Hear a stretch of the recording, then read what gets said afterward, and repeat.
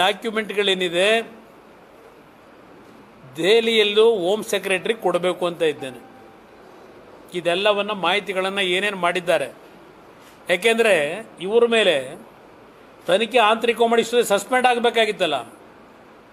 ಇವತ್ತು ಈ ಸರ್ಕಾರಕ್ಕೆ ಕೇಳ್ತೇನೆ, ಆರೋಪಿ ನಂಬರ್ 2 ಇನ್ನೂ ಉನ್ನತ ಹುದ್ದೆನಲ್ಲಿ ಹೇಗೆ ಇಟ್ಕೊಂಡಿದ್ದೀರಿ ಸಸ್ಪೆಂಡ್ ಮಾಡದೆ? ಸರ್ಕಾರ ಏನು ಮಾಡ್ತಾ ಇದ್ದೀರಿ? ಕಂಪ್ಲೇಂಟ್ ಕೊಟ್ಟಿದ್ದಾರೆ, ಕಂಪ್ಲೇಂಟ್ ಕೊಟ್ಟಿಲ್ಲ ಅಂತ ಅಲ್ಲ, ನಿಮ್ಮ ಇನ್ಸ್ಪೆಕ್ಟರ್ ಕಂಪ್ಲೇಂಟ್ ಕೊಟ್ಟಿದ್ದಾನೆ ಅವ್ರ ಮೇಲೆ. ಶ್ರೀಧರ್ ಅಂತಕ್ಕಂಥವನು ಕಂಪ್ಲೇಂಟ್ ಕೊಟ್ಟಿದ್ದಾನೆ.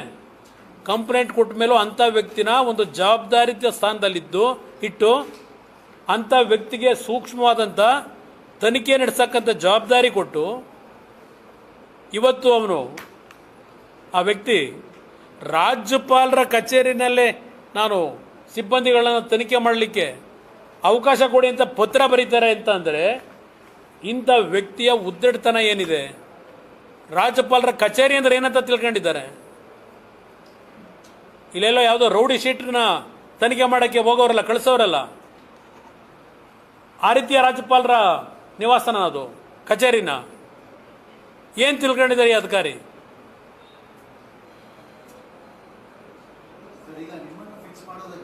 ಫಿಕ್ಸ್ ಮಾಡ್ಕೊಳ್ಳಿ, ಹಿಡ್ಕೊಂಡಿರೋರು ಯಾರು? ಎಲ್ಲ ಸೇರಿದ್ದಾರೆ. ಈಗ ಅದರಲ್ಲಿ ನನ್ನನ್ನು ಯಾರೂ ಶಿಕ್ಷಕ್ಕಾಗಲ್ಲ. ಯಾವ ತನಿಖೆ ಬೇಕು, ನಾನು ಅದಕ್ಕೆ ಭಯ ಇಲ್ಲ ನನಗೆ. ಫ್ರೀಯಾಗಿ ಮಾಡ್ಕೊಳ್ಳಿ ಅಂತ ಬಿಟ್ಟಿದ್ದು ಎಷ್ಟು ವರ್ಷ ಆಯಿತು? 12 ವರ್ಷ ಆಗಿದೆ. 12 ವರ್ಷದಿಂದ ಕಡುಪು ಕಡಿತಾವ್ರು ಅದು ಹಿಡ್ಕೊಂಡು ನನ್ನ ತನಿಖೆ ವರದಿನ 12 ಇಯರ್ಸಿಂದ. ನಾನು ಇವ್ರ ತನಿಖೆಗೆಲ್ಲ ಎದರವನಲ್ಲ. ಪಾಪ ಸಿದ್ದರಾಮಯ್ಯರು ಹೇಳ್ತಾರೆ, ಅವ್ರಿಗೂ ಎದರಲ್ಲ ನಾನು. ಅವರು ಆಂತರಿಕ ಭದ್ರತಾ ವಿಭಾಗದ ADGPನೂ ಇದ್ದಾರೆ, ಲೋಕಾಯುಕ್ತದಲ್ಲೂ ಅವ್ರನ್ನೇ ಇಟ್ಟಿದ್ದಾರೆ, ACBಗೂ ಬಹುಶಃ ಅವರೇ ಇರಬೇಕು, ಎಲ್ಲ ಇಟ್ಕೊಂಡವ್ರೆ. ಅದು ಪ್ಯಾರಲಲ್ ಒಂದು ಇದನ್ನೇ ಇಟ್ಕೊಂಡವ್ರು ಇವರು. ಇವತ್ತು ವ್ಯವಹಾರವೇ ನಾನು ಆಮೇಲೆ ಕೇಳಿದೆ,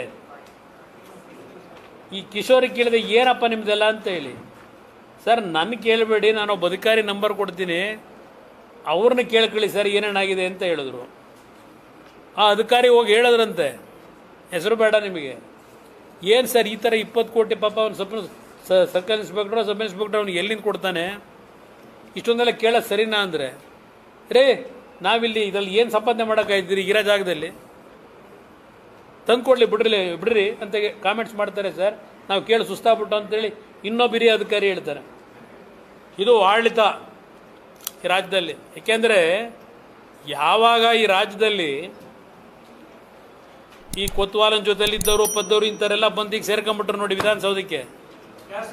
ಅಲ್ಲ ನಿಮ್ಗೆ ಗೊತ್ತಿದೆಯಲ್ಲ, ಅಂಥವರೆಲ್ಲ ಸೇರ್ಕೊಂಡ ಮೇಲೆ ಅಂತಾರೆ ಬೇಕಲ್ಲ ಈಗ ಸರ್ಕಾರಕ್ಕೆ. CBIಗೆ ಇನ್ನೇನು ಕೊಡಂಗೆ ಇಲ್ವಲ್ಲ ನಾವೀಗ.